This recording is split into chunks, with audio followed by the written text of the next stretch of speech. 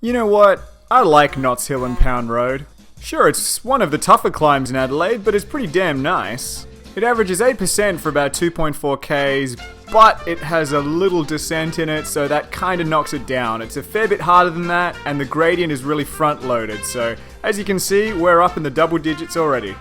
This isn't the worst way out of this valley though. You could take Blockers Road, which is at the other end.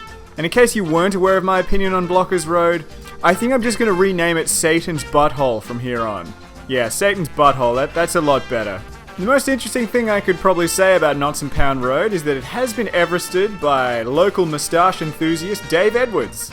He also Everested over in Melbourne on an 18-kilo city bike because of YOLO-related reasons, I guess, and because he just hates his legs.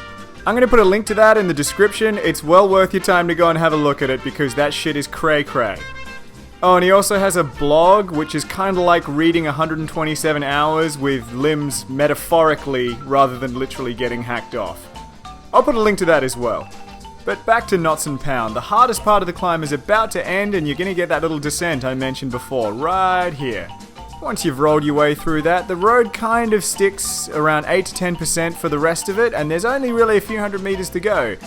This is where the climb starts to get really pretty as well, and it's part of the reason I like it so much. You spend the lower part of it closed in the trees, but out here it's nice and open and lovely. Once you see this sign warning you about another giveaway sign ahead, that means the road's pretty much done. As always, thank you for joining me on Notts Hill and Pound Road, one of Adelaide's hardest climbs. Don't forget to subscribe for everything cycling in Adelaide. Why the hell would you Everest on a frickin' city bike?